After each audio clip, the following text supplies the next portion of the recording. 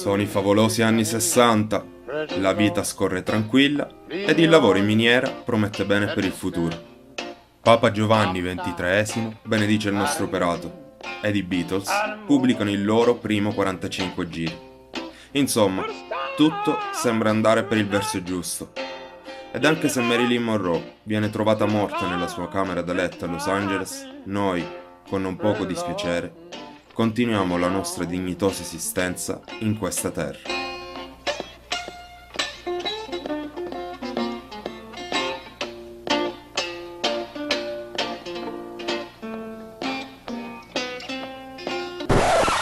No, non è vero. Non siamo negli anni 60. E nulla pare andare per il verso giusto da queste parti. A meno che per verso giusto non intendiamo disoccupazione giovanile in crescita, contratti di lavoro indecenti, età pensionabile irraggiungibile, assistenza sanitaria inadeguata, sistema scolastico mortificato, impossibilità di accesso al credito, diritto alla casa inesistente, giovani che migrano altrove. Vai ovunque, ma non restare qui. La gente va via da qui. Qui non c'è spazio per tutti. Qui hanno grattato tutto, dicono, e per noi non c'è più niente da grattare. Vi sembrerà strano, ma la storia che vi racconterò non avrà nulla a che fare con quanto detto finora. Sarà solo una delle tante strade percorse che ci hanno condotto all'oggi. Una storia per dar vita e voce a ciò che in silenzio, lentamente, muore.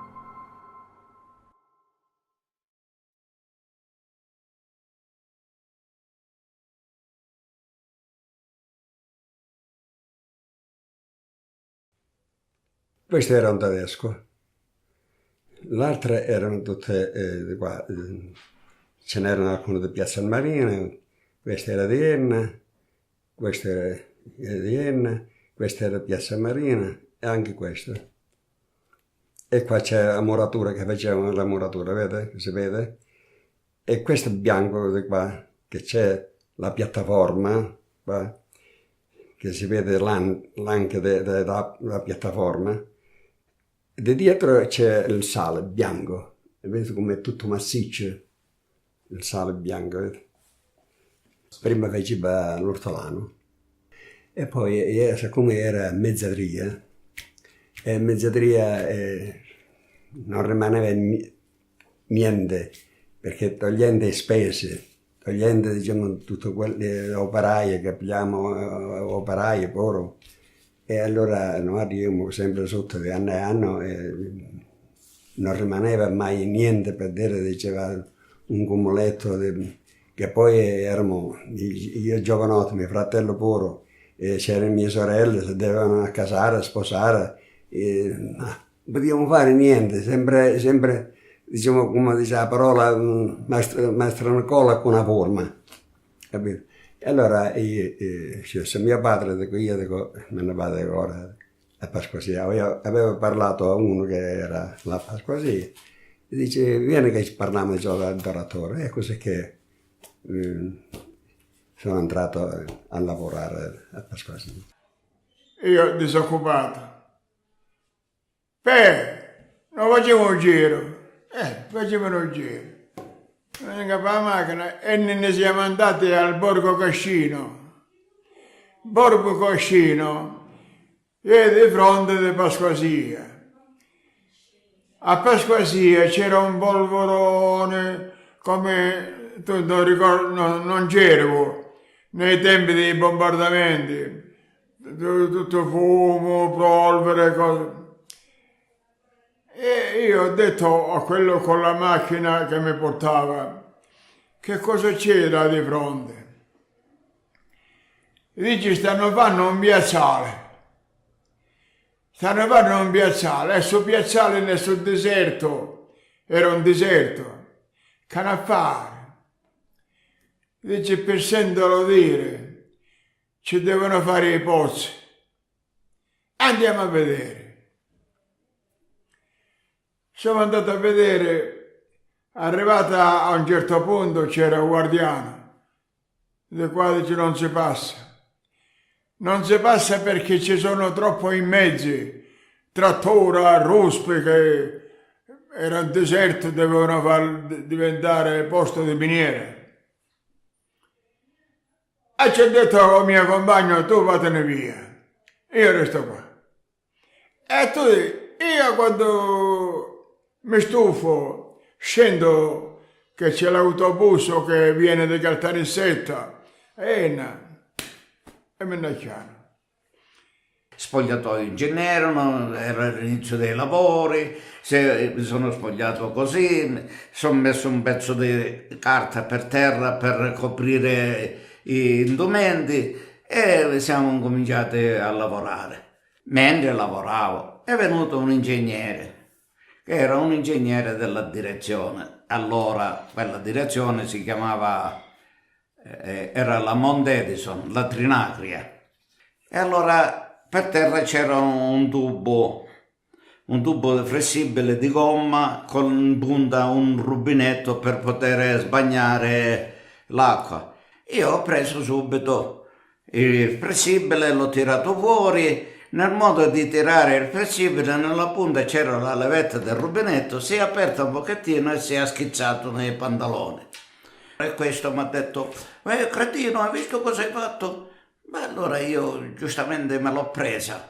Allora l'ingegnere tedesco mi fa, Giuseppe, lascia perdere, andiamo a lavorare. Che lui me lo diceva in tedesco, siccome io capivo il tedesco, me l'ha detto in tedesco. Mi disse, lascia perdere, Giuseppe, ingegneri italiani, buoni per portare piega e pantaloni.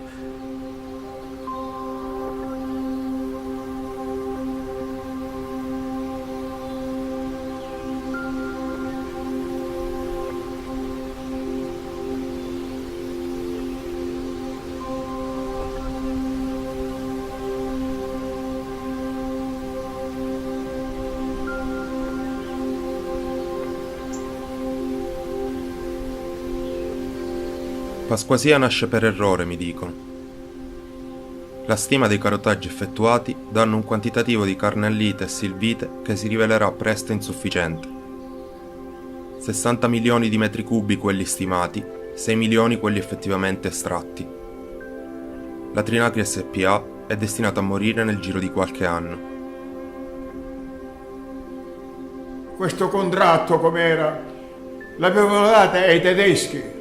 Però la manodopera era italiana. C'erano nei baracchi donne che lavavano gli indumenti dei tedeschi e poi si prendevano pure quelli miei, mi lavavano, mi stiravano, perché io ho dichiarato che non aveva nessuno, né moglie né figli, era così. E così aveva il stesso trattamento dei tedeschi. Dormivo là, tutto qua, capito?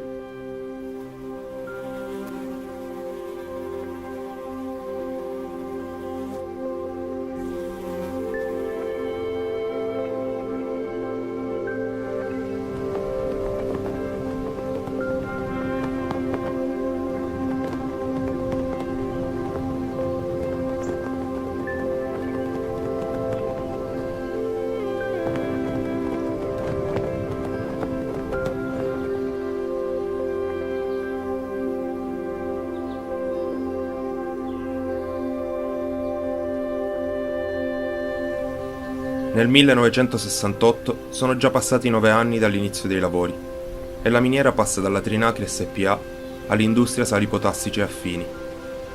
L'ISPEA è una nuova società gestita dall'Ente Minerario Siciliano, ente fondato l'11 gennaio del 63 dalla regione siciliana. La fortuna vuole che a Pasquasia vi siano dei duomi salini di cainite nel sottosuolo, a pochi chilometri di distanza dai cantieri di lavoro.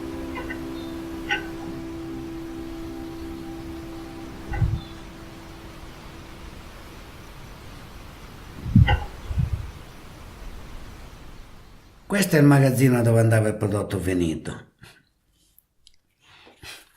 che in poche parole dovrebbe essere, mi sembra che era una macchina piccola, eccolo qua. Questo è all'interno del magazzino, se lei lo vede, che il materiale viene preso da qui, portato su questo nastro prima e poi su questo nastro orizzontale e usciva prodotto finito dove abbiamo visto l'altro, non mi ricordo dove, dov'era il camion? Ah, eccolo qua, esce da qui, dove c'è questo camion che veniva caricato, tutto questo. La nostra giornata tipo di tutti i lavoratori era quella che a secondo il turno che si faceva c'era l'orario di inizio dei lavori e si scendeva alle 7 alle 3 era l'orario, alle 7 appunto si scendeva in sottosuolo con la gabbia perché l'ingresso ancora non c'era, l'accesso per via delle gallerie e si arrivava ai cantieri. Verso le 7:30 così, che c'era un certo percorso da fare con le macchine a piedi. Arrivati ai cantieri partivano i minatori, si bonificavano le gallerie e poi si interveniva. Noi meccanici nel frattempo, perché le macchine si trovavano indietro, facevamo la manutenzione delle macchine, controllavamo lo stato di operatività delle macchine e poi si procedeva per le varie fasi, taglio, perforazione, caricamento. Questo lavoro poteva avvenire in più gallerie, sempre in quel livello. Che so, mentre la tagliatrice aveva finito il taglio in questa galleria, la terza, esce la tagliatrice ed entra la perforatrice. Nella quarta galleria rientra la perforatrice e fa un altro lavoro. A fine turno vai a fare questa deflagrazione e il turno successivo che monta ha un lavoro di caricatrice. Deve andare a svuotare queste gallerie piene di detriti. E questo si faceva primo, secondo e terzo turno. Invece poi il sabato e qualche volta anche la domenica veniva dedicato alle manutenzioni. Non si faceva produzione per legge. Feste, Natale, Pasqua, si lavorava sempre. Era tanto polverone che quando si fermava ne fermavamo, che scendevamo. Il secondo perché un attimo ne fermavamo, la polvere era quagliata diversi centimetri addosso, così cadeva a terra. Era enorme, però appena che ne fermavamo c'era una ventola, era pochi metri vicino, a corpo assorbava tutto il polverone e bello, era limpido, chiaro, capito? Era questo il fattore. Il polverone era enorme. Si interrompeva per andare a mangiare quando c'era lo spazio, diciamo, di tempo che la produzione lo permetteva, altrimenti si mangiava così, all'addiaccio, diciamo, senza comodità. Comodità non ce n'era. Infatti ci portavamo il pranzo, ce lo portavamo da casa, un panino imbottito, l'acqua ce la portavamo pure da casa. Noi meccanici ed elettricisti, siccome portavamo anche la borsa con gli attrezzi, ci veniva un po' pesantuccio portare la borraccia con 3 litri d'acqua e molte volte non la portavamo e andavamo a bere da quella dei minatori e ci facevano gli scherzi. Una volta il purgante, una volta il sale, una volta insomma.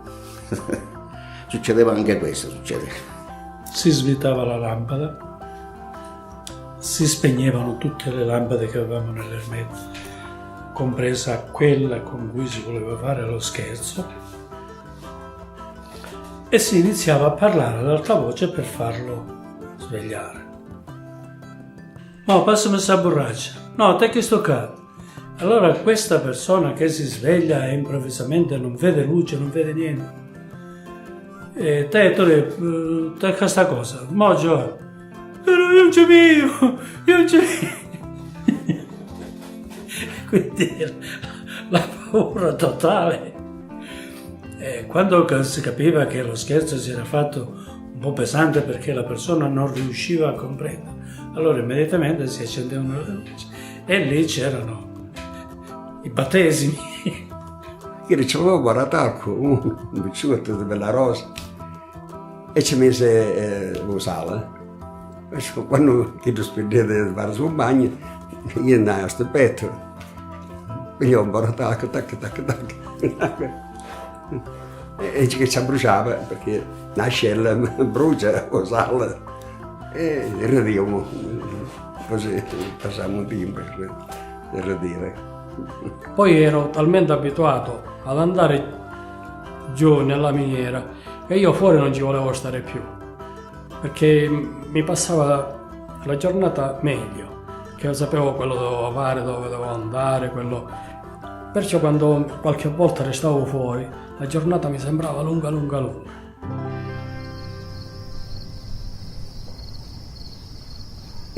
Però poi sugli Spea andò indietro. Si andò circa 73 miliardi, dicevano, circa 73 miliardi di deficit. Enorme. Ma univa a sparire questi soldi così mangiava, io non lo so. L'ente minerario siciliano. Praticamente nascono degli alberghi che poi qualche maligno diceva che erano, diciamo, usati soltanto da qualche deputato, da qualche presidente, oppure da vari deputati, da vari presidenti, e questi erano di proprietà dell'ente minerario.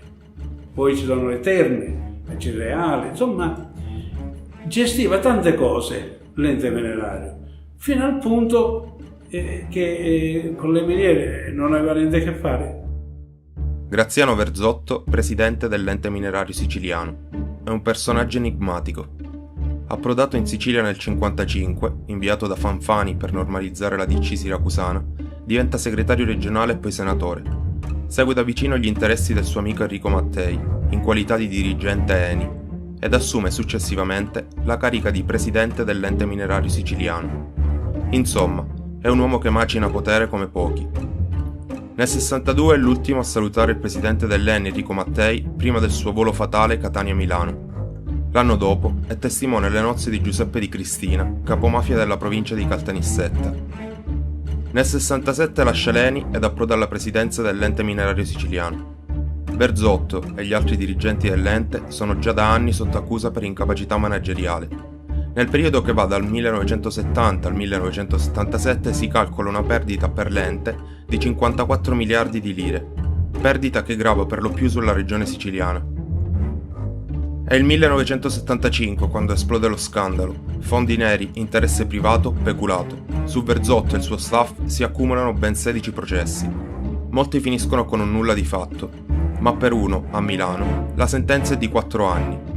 Verzotto aveva aperto grossi depositi a nome dell'ente minerario siciliano in 2 banche di proprietà, guarda caso, di Michele Sindona. Per anni incassa sul proprio conto corrente in Svizzera interessi supplementari in nero. Mentre il direttore generale e l'amministratore delegato dell'ente minerario siciliano vengono arrestati e confessano, Verzotto prepara le valigie e scappa a Beirut, per poi trasferirsi a Parigi. Trascorrerà 16 anni di latitanza in Francia fino al 1991. Anno in cui verrà salvato dall'indulto.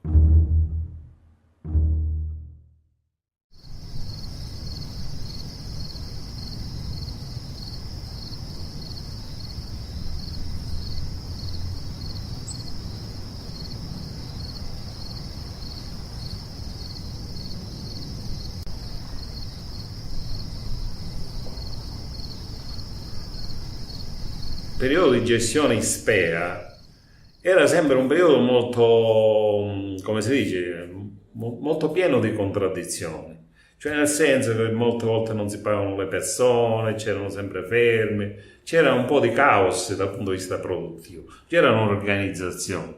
Il periodo dell'Ispea era caratterizzato da una situazione di si produceva, si era dentro, diciamo, la produzione con i mezzi che potenzialmente potevano, diciamo, erano adatti alla quantità c'erano, come dire, rapportati al potenziale produttivo di tutta la miniera. E tutto questo si faceva in cooperazione, c'era un modo diverso di rapportarci con noi lavoratori, con l'Ispea, perché diciamo che l'attività era più serena, era più non c'erano spinte alla produzione più del normale, va. Cioè non si voleva andare oltre quello che potevano fare le macchine. L'ingresso dell'avvocato Morgante, quando si capì che volevano farlo entrare padrone totalitario, pensarono bene, avendo a che fare con gente umile, non con un certo intelletto, non c'erano laureati, non c'erano diplomati fra gli operai, fra i minatori. Nel settore minerario si era la maggior parte tutti contadini.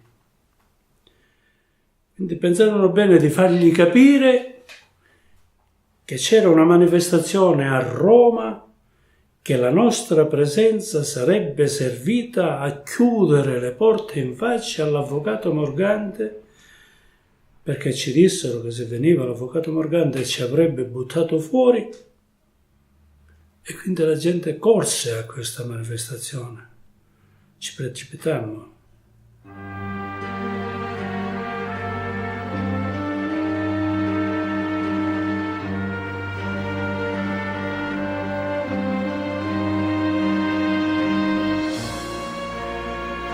La gestione politica, burocratica ed inefficiente dell'Ispea deve finire. Così si comincia a preparare la strada al piano di ristrutturazione, piano lanciato nel 1979 dalla giunta regionale, che porterà l'Ispea a cedere la propria concessione estrattiva all'Italcali. L'Italcali, di proprietà dell'avvocato Morgante, il 29 novembre del 1981, con sole 1.000 lire, porta a casa la concessione estrattiva ed inizia la propria produzione.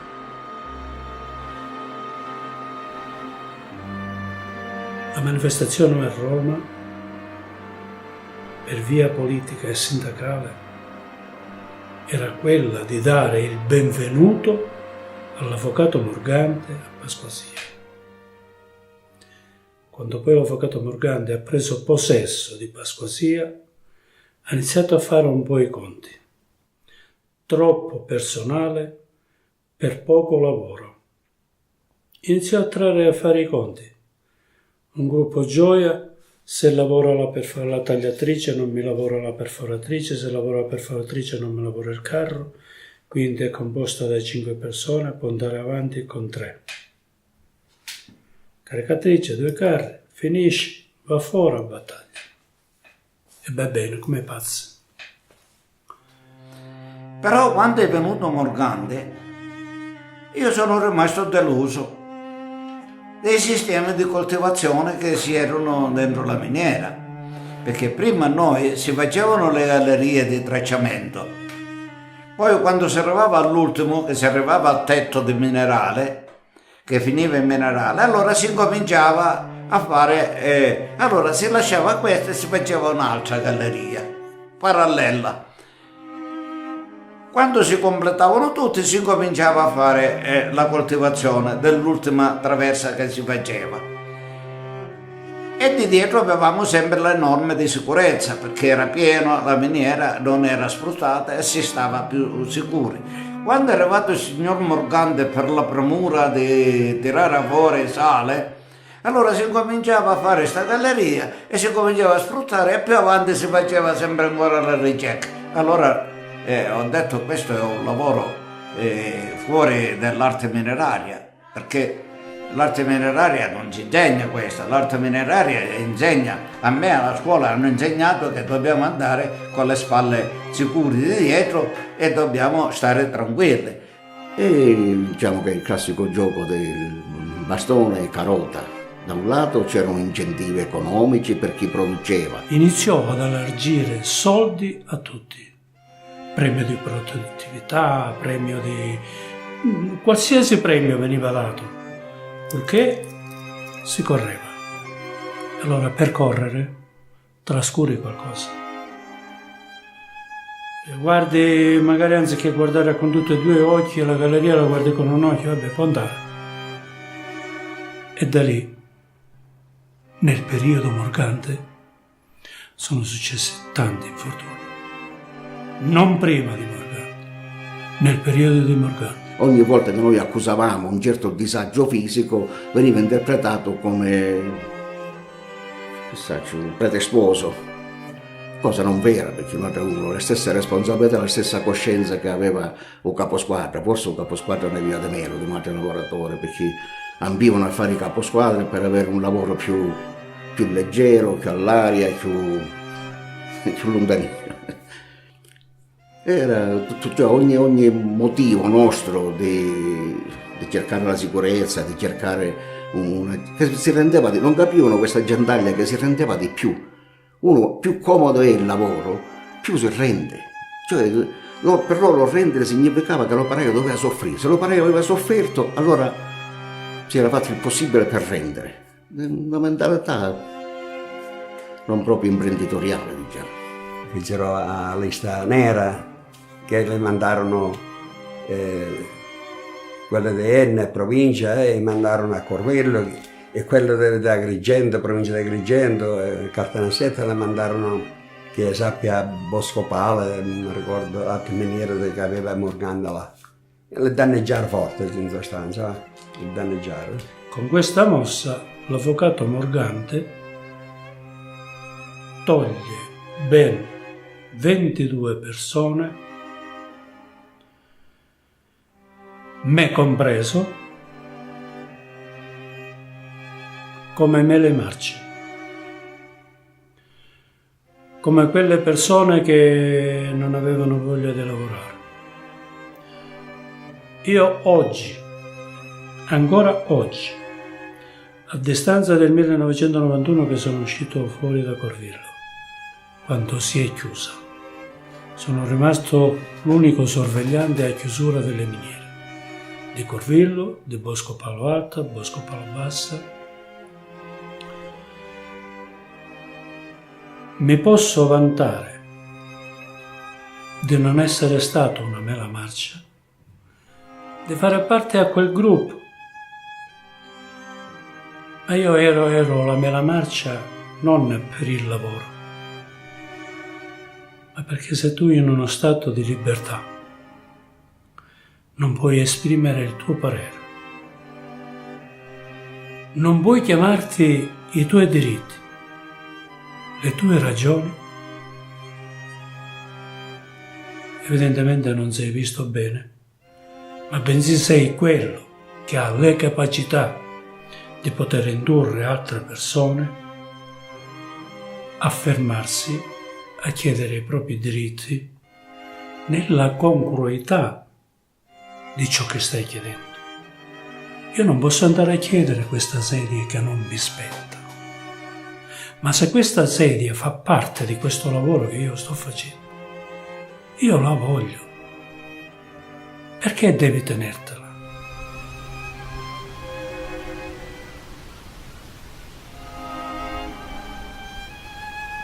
Con la gestione Italcali inizia il periodo d'oro della miniera. I costi di produzione scendono e la produzione cresce anno dopo anno. Innovativa come sempre, la regione Sicilia sperimenta, tra le prime in Italia, cosa sono la Good Company e la Bad Company. L'ente minerario siciliano, in quanto socio di maggioranza, copre i costi con fiumi di denaro pubblico, mentre l'Italcali, socio di minoranza, gestisce de facto il sito minerario e beneficia del fatturato. La commercializzazione della cainite, prodotta a Pasquasia, trova nuovi mercati all'estero. Si esporta in Algeria, Brasile, Cina, Egitto, Giappone, Grecia, Marocco, Tunisia e Turchia. È il 1986 e l'estrazione mineraria procede senza sosta.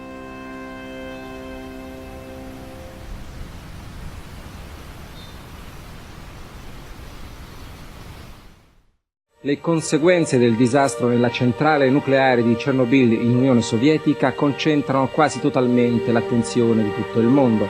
Le autorità di Mosca confermano che, al contrario da quanto detto da più parti, l'incidente ha fatto solo 2 morti, mentre quasi 200 sono le persone ricoverate in ospedale.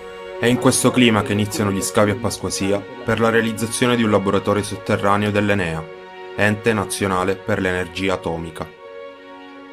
Come è partito questo disegno di fare l'esperimento a Pasquasia?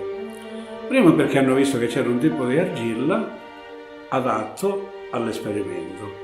Poi perché avevamo una galleria già che passava in mezzo a questo strato di argilla ed andava nei cantieri di lavoro.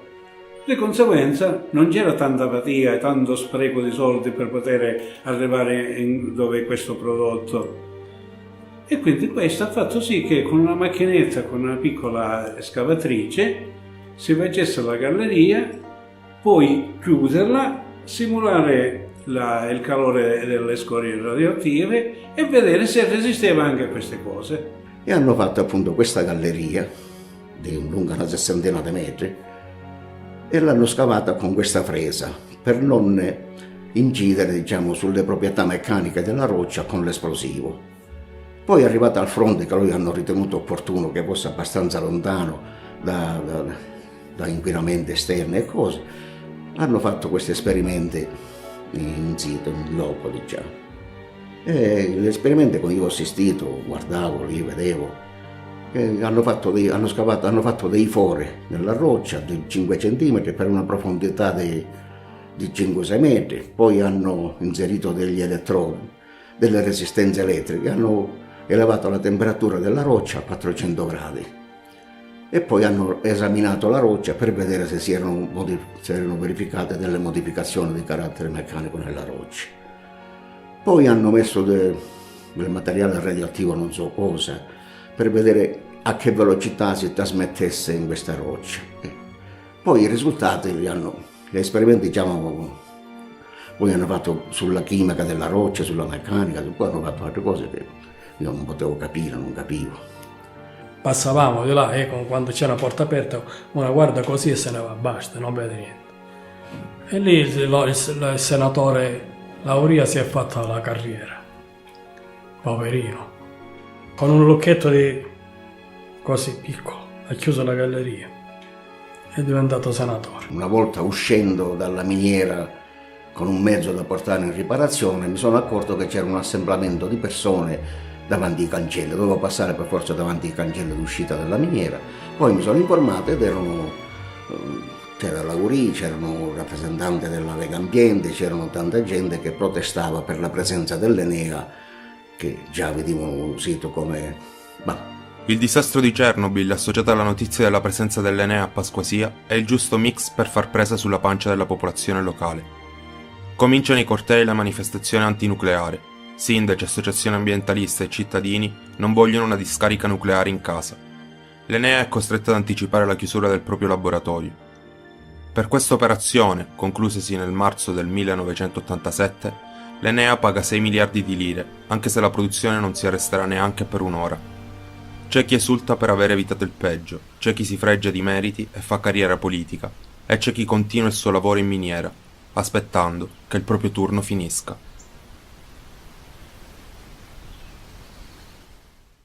Questo è il pozzo, questa è un po' l'orografia di questo terreno. Noi fra poco scenderemo e scenderemo a meno 460 metri. E allora abbiamo qui i minatori che si avviano nell'ascensore. Vado anch'io in questo ascensore. Questa miniera, ti dico che Puccio, occupa 600 persone. È una miniera che è stata al centro di polemiche, che è al centro dell'attenzione generale, che in questo momento vive un momento particolare per quanto dal punto di vista sindacale. Però gli operai oggi sono qui con noi, sono al lavoro, ne parleremo più tardi, parleremo anche con loro e parleremo con loro dei loro problemi. Intanto nell'altro collegamento invece vi illustreremo la realtà di questa miniera, di questo sottosuolo. Qui abbiamo circa 200 km di gallerie, quindi io entro anch'io. Tu mi con senti, l'ingegnere La Riccardo? Rosa. Riccardo, mi senti? Prego, ti sento. Senti, quanti sono gli operai che lavorano in questa miniera? 600 operai. Questi sono quelli del primo turno. 600 operai e in sostanza,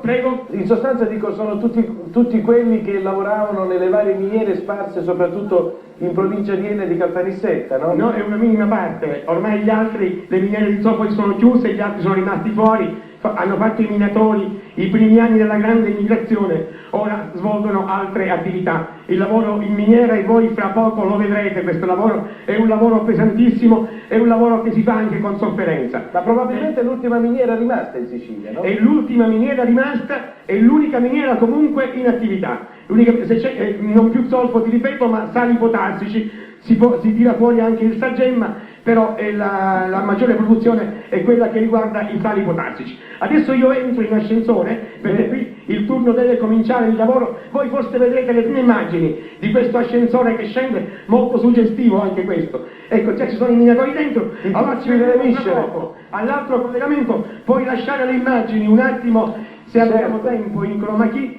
perché è molto bello anche questo. Ecco, allora più tardi ci sentiremo fra un quarto d'ora circa, Puccio. Ecco, possiamo partire se lei vuole, se siamo pronti. Un attimo, ecco. Il sentore c'era, perché praticamente c'erano molti movimenti sindacali, molte cose, non si sa come va a finire, come fa, come non fa, e per giunta la cassa integrazione era in scadenza. Di conseguenza, con la dicitura siete in libertà, ci ha mandato a tutti in libertà, escludendo la portineria, perché giustamente qualcuno aveva la Serenesi e qualche impiegato, più qualcuno che doveva mettere in sicurezza gli impianti, gli scarichi, cioè non è che era chiaro che c'era verso si andava verso la fine. Si produceva a pieno ritmo, tutta una volta, tutto a un tratto arriva l'ordine di fermata. Cioè prima non davano le ferie, nemmeno le ferie mandavano la gente per produrre.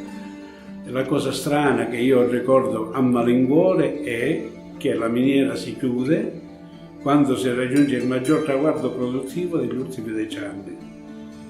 Le macchine sono ancora efficienti, il prodotto c'è, difatti ancora lì sottoterra c'è diversi banchi di cainite da poter sfruttare. Pasquasia aveva dei banchi di minerale che oggi con la nuova tecnologia, se con la vecchia per consumare un pannello occorsero 20 anni, oggi con la tecnologia moderna per fare fuori un pannello sarebbero bastati 10 anni. Ma siccome pannelli di minerale ce n'erano tanti, ecco perché ti dico, sono sicuro che Pasquasia oggi ancora lavorerebbe a pieno ritmo, perché il minerale c'era e c'è. Nonostante siano trascorsi molti anni, ancora non si sa. Diventa un mistero. Un mistero, non si sa perché è chiuso. Perché? Perché questo poi diventava un discorso anche sociopolitico, cioè che significa? Perché la gente ti additavano come fanno loro, come ti avevo mangiato Pasquasia, e a te ti pesava, a me pesava.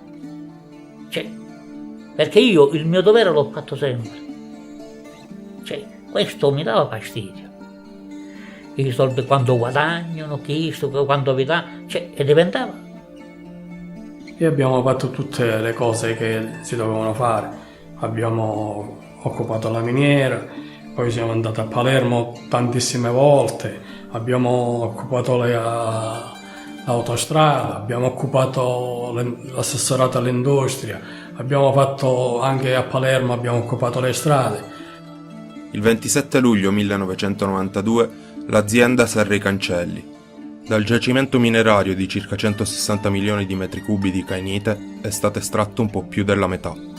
Bisognava progettare e realizzare le strutture necessarie per poter lavorare gli altri banchi di minerale. Invece si chiude bottega. Perché chiude la miniera? A questo punto si aprono tante strade percorribili, ma nessuna di esse è mai stata ufficializzata. C'è chi parla di questione ambientale. Gli impianti del trattamento del sale, non avendo scarichi a norma, scaricano acqua salata e solventi nel fiume Salso, fiume già salato. L'1 febbraio del 1991 viene approvata una legge regionale per mettere a norma l'impianto. Il 25 luglio 1992, 2 giorni prima del fermo della produzione, viene emesso il bando regionale per la realizzazione dei lavori necessari per mettere a norma la miniera. Il 9 febbraio 1993, 7 mesi dopo il fermo produttivo, la Comunità Europea stanzia fondi per la realizzazione degli impianti di smaltimento dei reflui. Qualcuno parla di improduttività, poiché secondo i dati del distretto minerario di Caltanissetta, alla miniera restano solo 7 anni di vita. Il 10 luglio 1996, 4 anni dopo la chiusura, 2 società operanti a livello mondiale nel settore dei sali potassici sono interessate alla gestione della miniera. L'ente minerario siciliano vizia il bando e nessuno riesce a presentare un'offerta in tempo. Altri parlano di pressioni internazionali volte a far chiudere la miniera per preservare gli interessi economici di alcune aziende nel comparto dei sali potassici. Qualcun altro vocifera che l'Italcali non ha più alcun interesse nei confronti di Pasquasia, poiché è interessata solamente alla commercializzazione del sale potassico di una cava a cielo aperto in Ucraina. Infine, c'è chi parla di scorie radioattive. Su questo punto bisogna prestare più attenzione. È il 30 giugno del 1992 quando Leonardo Messina, uomo di mafia di San Cataldo, collabora con Paolo Borsellino e racconta di scorie nucleari a Pasquasia a partire dal 1984. Sono Messina Leonardo, nato a San Cataldo il 22/9 del 55. Io vengo da una famiglia di sangue, io sono la 7ª generazione che siamo appartenuti a Cosa Nostra. Ho rivestito tutti i ruoli, da avvicinato a uomo d'onore riservato, poi quando è stato ammazzato il mio boss sono stato fatto uomo d'onore nelle mani della provincia di Caltanissetta. Ho giurato 2 volte. Senta, può spiegare alla Commissione come venne a conoscenza di un'importante riunione che sarebbe stata effettuata ad Enna? Praticamente da settembre del 91 la Commissione regionale era ospite di Burino Michele dall'avvocato Bevilacqua nel territorio di Enna e discutevano della politica, delle cose, dell'avvenire di Cosa Nostra, di che cosa, strategia. Io vengo a conoscenza perché per fare cacciare a Riina, Provenzano, siamo andati in Austria a comprare dei cani per farli divertire per la caccia al cinghiale. Totorina aveva portato la moglie ai bordi del lago di Pergusa, però in un momento facevano politica perché non stavano lì a prendere il sole, facevano politica. Un giorno è venuto dentro la miniera con Riina, sapevo che cosa succedeva, chi c'era, sapevo la strategia che si andava a creare. Io sapevo tutto quello che succedeva nella provincia di Enna minutamente, perché io ero il capo area della miniera di Pasquasia, dove avevo i miei uomini, dove i prezzesi avevano i suoi uomini e la mattina andavamo a fare colazione, eravamo tutti i capi mafia, portavamo gli uomini a lavorare, poi eravamo al buffet della miniera a discutere dei nostri affari, a provare le nostre armi dentro la miniera. Questo era il lavoro. E loro avevano la sicurezza che le forze dell'ordine non le avrebbero intercettate perché avevano le mani nei carabinieri e nella polizia di Enna. Loro camminavano a faccia scoperta, loro venivano dentro la miniera Pasquasia, dentro la miniera Pasquasia provavamo le armi, dentro la miniera Pasquasia pigliavamo la dinamite, perché noi... Quelli lavoravano, noi eravamo dei boss, pigliavamo tutti, avevamo i mezzi, le macchine, noi eravamo 100 persone, tra la cui 100 persone, 3 erano i miei fratelli, 2 erano i miei cugini, 3 erano i miei cognati, nipoti, io solo della mia famiglia avevo 12 uomini dietro che facevano quello che gli dicevo io, messi ogni turno, potevo portare via quello che volevo, dai detonatori elettrici alla dinamite, a quello. Erano fonte di approvvigionamento. Se dovevamo provare le armi andavamo in una galleria in sottosuolo e provavamo. E si figuri, io avevo una macchina per girare all'interno della miniera, avevo una jeep, poi avevo un mezzo che serviva per approvvigionare per la lavorazione e per portare gli operai. In questi spostamenti pigliavo tutto quello che c'era da pigliare. Senta una cosa, com'è che la dinamite usciva dalla miniera? Non era registrata? Sì, era registrata. Sì, ma come facevate? Se era... Poi non veniva registrato l'ammanco? Loro in un anno, una volta hanno detto che gli mancava dalla contabilità circa 400 kg di dinamite e cose. Poi non lo so come hanno fatto a aggiustare la pratica, ma erano cose sue, non è che dicevano l'hai rubata tu o quello, non se ne potevano accorgere nessuno. Perché noi avevamo mezzi e macchine per gli affari nostri dentro la miniera e io personalmente salivo e scendevo non dalla gabbia ma da una galleria che porta all'interno della miniera e avevo un mezzo per gli affari miei, essendo assistente che entravo e uscivo quante volte volevo dalla miniera. Senta, signor Messina, un'ultima domanda gliela faccio con riguardo proprio all'inizio della sua collaborazione. Lei inizia a collaborare e parla con quale magistrato? Viene interrogato da chi? Io ero stato arrestato, poi avevo fatto questo passo di collaborare con la giustizia. Dallo stress mi sono cadute tutte le unghie dei piedi, la barba. Avevo tanta gente dietro, i miei figli, i miei nipoti, 40 persone, non è facile gestire gente, va bene. In momenti, sai, non è perché tu salti, passi lo stretto di Messina e subito diventi un'altra persona. Il lavoro interiore è troppo, aver ammazzato le persone ti porta a ragionamenti, a riflessioni che sono difficili per uno come me. I primi 2 che sono arrivati hanno avuto tanta paura, perché loro pensavano che io ero un ragazzino del paese. Loro pensavano che ero il ragazzo con il motorino che vedevano nel paese. Si sono trovati davanti a uno che non corrispondeva alle loro cose. Sino adesso loro avevano pensato che ero un ragazzo del paese, mentre invece si sono trovati un personaggio davanti e gli poteva scoppiare una grana. E col dottor Borsellino quando è che ha parlato? Dopodiché abbiamo chiamato a Borsellino. Gli interrogatori si sono susseguiti. Non è che io al primo interrogatorio sono entrato in confidenza con Borsellino, però lei capisce, data la mole delle cose che sono successe in seguito, a volte Borsellino veniva nell'appartamento e trovava i miei figli o la mia moglie, allora magari si metteva a parlare con i miei figli, e una volta li mandò a giro a prendere un gelato e si è entrato in una specie di confidenza. A volte veniva solo per salutare. Qualche giorno prima, credo la sera prima, che non è stato il 1° luglio, è stato qualche giorno prima di morire. Io quando l'ho visto che era così allarmato, gli ho detto: ma io non ho sentito dire in una riunione che la debbano ammazzare. Mi ha detto: questa è l'ultima sera che ci vediamo, non torno più.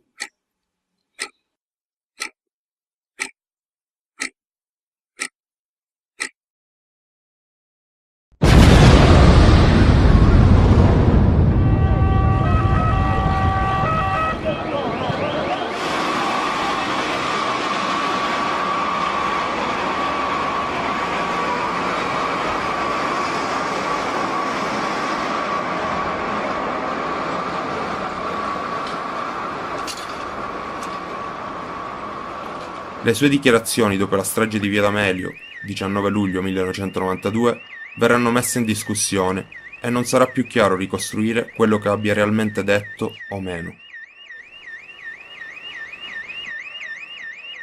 Leonardo Messina, tramite il suo legale, non ha voluto rispondere alle mie domande.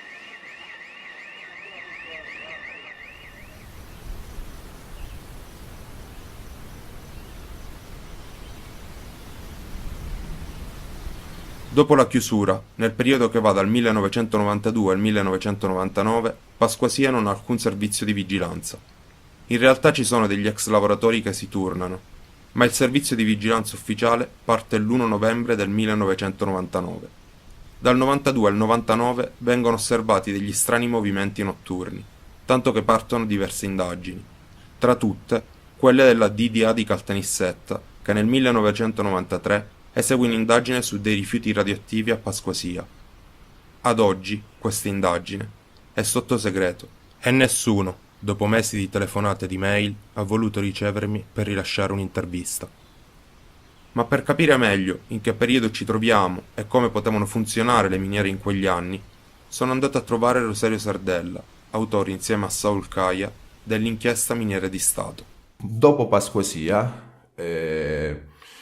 sia altri lavoratori sia altre fonti che avevamo, che pian piano insomma ci raccontavano le storie delle miniere, siamo arrivati a un'altra miniera sempre nel territorio tra Caltanissetta e Agrigento, poiché ovviamente le miniere siciliane sono dislocate tra Caltanissetta, Agrigento e Enna, e una di queste fonti che intervistavamo ci conduce a Boscopalo, in un casolare dove appunto vari ex minatori ci raccontavano che proprio in quella zona là avvenivano gli scambi dei camion stranieri o il deposito di alcuni fustoni in una collinetta sempre a ridosso 1 chilometro dalla miniera di Bosco e di Palo.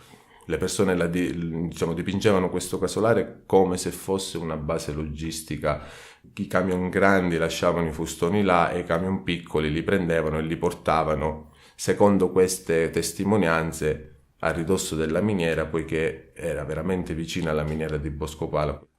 Proprio in questo casolare che ritroviamo questi documenti e come puoi vedere sono documenti che attestano un avvenuto trattamento di rifiuto speciale, ed è chiaro che questi documenti non possono trovarsi in un casolare abbandonato, e non è un documento che abbiamo trovato, ma un pavimento, una pavimentazione di documenti, alcuni bruciati, altri in condizioni ottimali, un registro con degli assegni, le quantità addirittura e i chilogrammi che dovevano o che provenivano da altre città dell'Emilia Romagna, Rimini, Riccione, Cattolica, Misano Adriatico. Dopo addirittura un anno contattiamo la DIA di Caltanissetta insieme alla procura nissena, chiedendo un'intervista, chiedendo qualcosa che ci potesse anche permettere di trattare l'argomento sotto una nuova luce, cioè la luce delle carte, dell'investigazione che credevamo la procura stesse portando avanti. La risposta della procura era quella di non poter parlare sostanzialmente di vicende delicate che avrebbero procurato allarme riguardo ai cittadini e che però proprio non erano ostensibili, cioè la procura di miniere e di inquinamento di sottosuolo non ne vuole parlare. Queste le risposte fino a un anno fa.